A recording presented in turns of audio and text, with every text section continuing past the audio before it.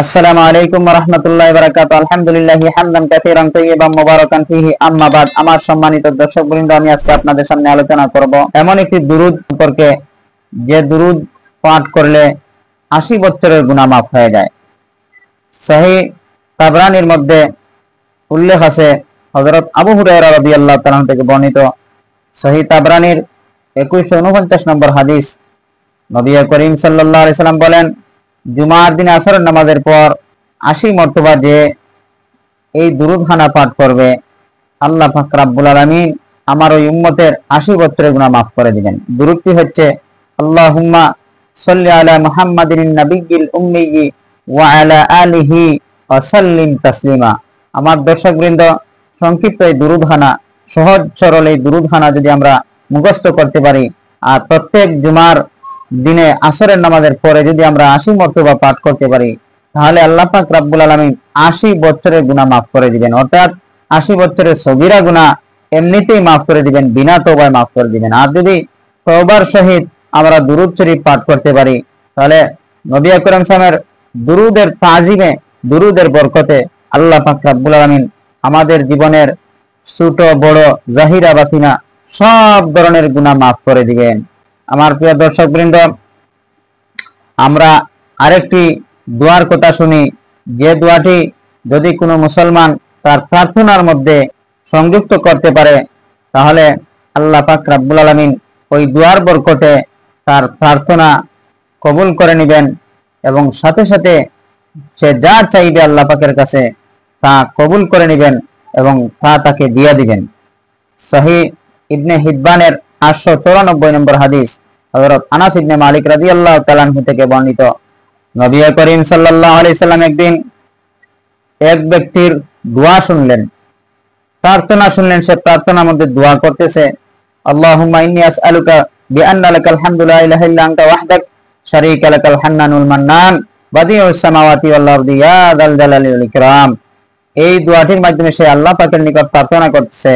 নবী করিম সাল্লাল্লাহু আলাইহি সাল্লাম যখন তার দোয়া শেষ হলো, প্রার্থনা শেষ হলো, তখন তাকে বললেন, হে আমার সাহাবী, তুমি তো এমন দোয়ার মাধ্যমে তোমার প্রার্থনা করেছো যে দোয়ার বদৌলতে আল্লাহ পাক তোমার প্রার্থনা কবুল করে নেবেন। তুমি আল্লাহ পাকের কাছে যা চাইবে, আল্লাহ পাকের নিকট যা চাইবে তা তোমাকে দিয়া দিবেন। আমার সম্মানিত দর্শকবৃন্দ, আসুন আমরাও যেন এইভাবে আল্লাহুম্মা ইন্নী আসআলুকা বিআন্না লাকাল হামদু লা ইলাহা ইল্লা আনতা ওয়াহদাক শারীকা লাকাল হান্নানুল মান্নান বাদিউস সামাওয়াতি ওয়াল আরদি ইয়া যাল জালালি ওয়াল ইকরাম, এই সমস্ত দোয়ার মাধ্যমে আল্লাহ পাকের নিকট প্রার্থনা করতে পারি। আল্লাহ পাক যেন তৌফিক দান করেন। আমরা এই সংক্ষিপ্ত দোয়াটি যদি মুখস্থ করে নিতে পারি আর আমাদের প্রার্থনার মধ্যে শামিল করতে পারি, সংযুক্ত করতে পারি, তাহলে আশা করা যায় আল্লাহ পাক রব্বুল ইজ্জত আমাদের দোয়া, আমাদের প্রার্থনা কবুল করবেন। আমার সম্মানিত দর্শকবৃন্দ, এই যে কিছু আলোচনা করলাম আপনাদের সামনে, আমরা কি বুঝতে পারলাম?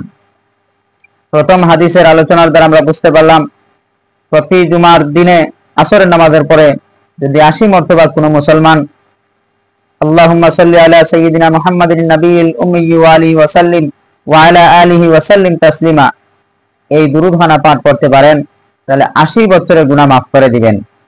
আর দ্বিতীয় যে হাদিসটা আলোচনা করলাম আপনাদের সামনে, হযরত আনাস ইবনে মালিক রাদিয়াল্লাহু তাআলা হাদিস, সেই হাদিসের দ্বারা আমরা কি বুঝতে পারলাম?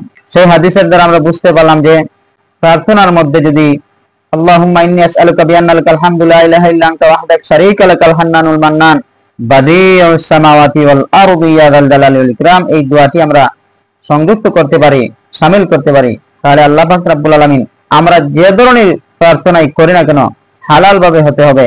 তাহলে সকল ধরনের প্রার্থনা, আমাদের চাওয়া পাওয়া আল্লাহ পাক কবুল করে নেবেন, সাথে সাথে আমাদের দোয়া কবুল করবেন, আমাদের চাওয়া পাওয়া আল্লাহ পাক রব্বুল ইজ্জত কবুল করে নেবেন। আমাদের নবী করিম সাল্লাল্লাহু আলাইহি ওয়াসাল্লামের শিখানো দোয়া এবং দুরূদ আমরা ভালোভাবে অর্জন করার চেষ্টা করি এবং শিখার চেষ্টা করি, যেন আমরাও আমাদের প্রার্থনার মধ্যে এই সমস্ত দোয়ার মাধ্যমে প্রার্থনা করতে পারি। এবং আল্লাহুম্মা সাল্লি আলা মুহাম্মাদিন নাবিয়্যিল উম্মিয়্যি ওয়া আলা আলিহি ওয়া সাল্লিম তাসলিমা, এই দুরূদখানা যদি আমরা ইয়াদ করতে পারি, আমরা মুখস্থ করতে পারি এবং প্রতি জুমার দিনে আসরের নামাজের পরে পাঠ করতে পারি, তাহলে আল্লাহ পাক আমাদের 80 বছরের গুনাহ মাফ করে দেবেন। আমার সম্মানিত দর্শকবৃন্দ, সংক্ষিপ্ত আলোচনার উপর আল্লাহ পাক যেন আমাদের সবাইকে সঠিকভাবে বুঝার তৌফিক দান করেন এবং আমলের তৌফিক দান করেন।